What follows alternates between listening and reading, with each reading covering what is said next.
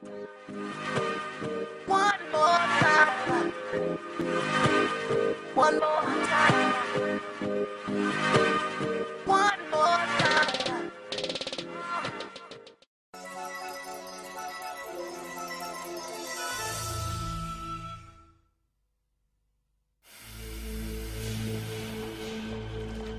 Facing charges that could lead to a 10-year prison sentence, the computer hacker known as Electron appeared in court today in what is the first computer crime case to be tried in Australia.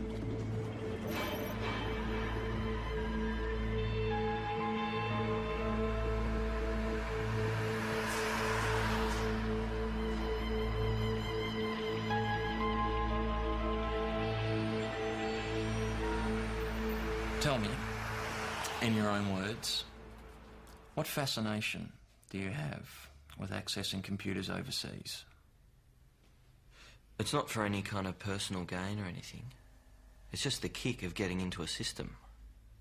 I mean, once you're in, you often get bored, and even though you still have access to the system, you may never call back. So I guess it's the challenge and the ego boost you get from doing something like that, whereas other people try and fail.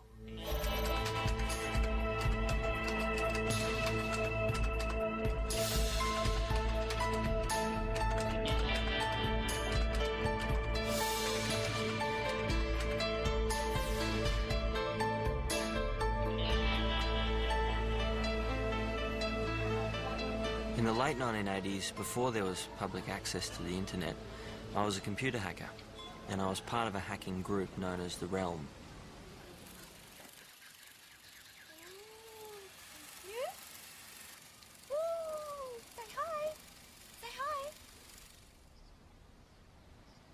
Electron was born in an outer suburb of Melbourne.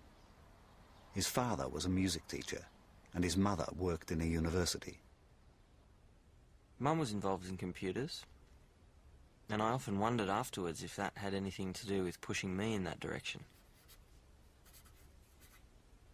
I started writing computer programs with a pencil and paper when I was very young. I'd bought a book on basic computer programming which was aimed at kids. I think I wrote a primitive Space Invaders type program.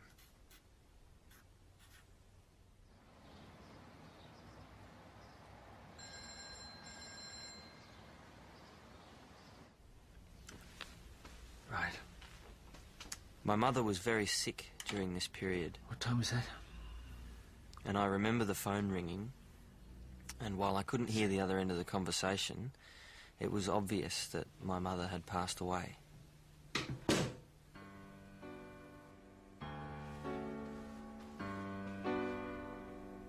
Mum's death had a huge impact on my father. He was pretty shattered by it, and I don't think he ever fully got over it.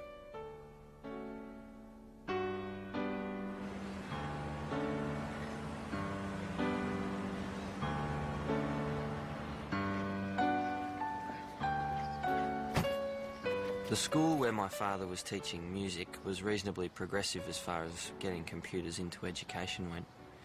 And during the school holiday periods, when they didn't need them, he would bring one home and let me play with it.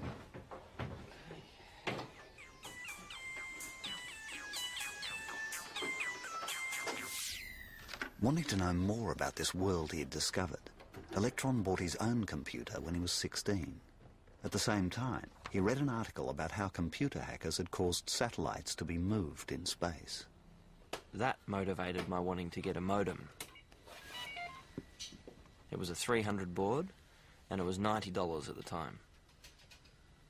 The modem was responsible for turning my interest in computers into an obsession.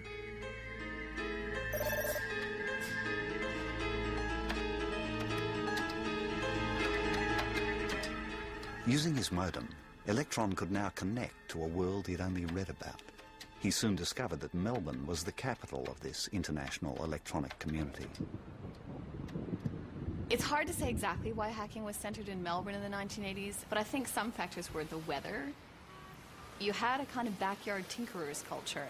I think there may have also been the fact that Melbourne has long been seen as an intellectual capital in Australia, and maybe in some way this fosters the intellectual curiosity that was such a common theme among the underground at that time. In the late 1980s, the computer underground was a very friendly community. It was like an open-air bazaar. People didn't exchange money, they exchanged information.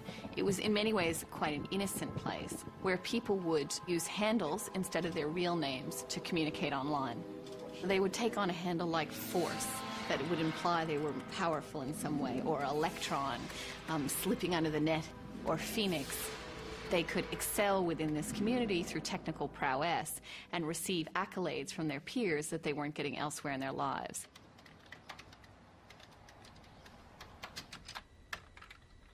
Dad was in charge of the emergency teachers stuff, so we had a kind of informal agreement that I'd keep the phone free in the mornings for the teachers to ring in sick, and he'd be able to organise an emergency. We'd have relatives ring up and say, "We've been trying to get through for days." So we eventually told them to ring at the same time as the emergency teachers rang. All right. Okay.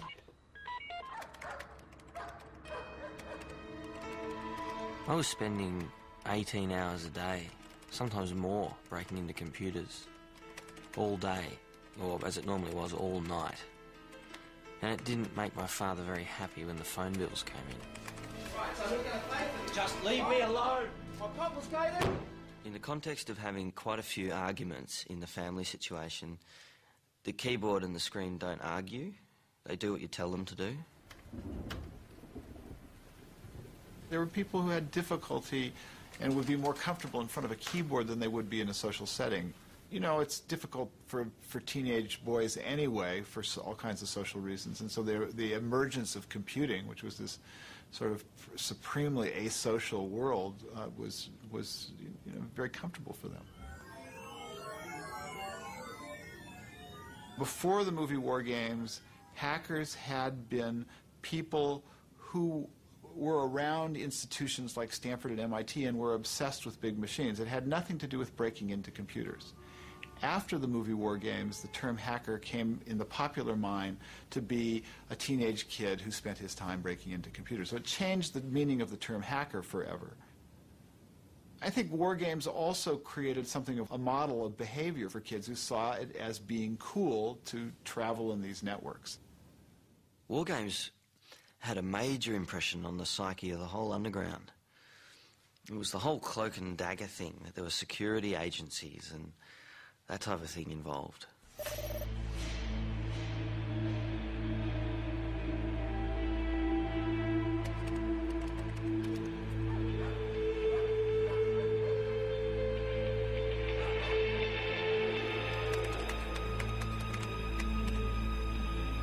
The first time I broke into NASA, I would have been 16, maybe 17. The feeling of exhilaration I felt was in direct proportion to the importance of the computer system that I was breaking into. So, yeah, breaking into NASA was very exhilarating. I felt it was an important step in my hacking career. As Electron continued to develop his hacking skills, he formed an online relationship with another rising star of the computer underground, a hacker known as Phoenix.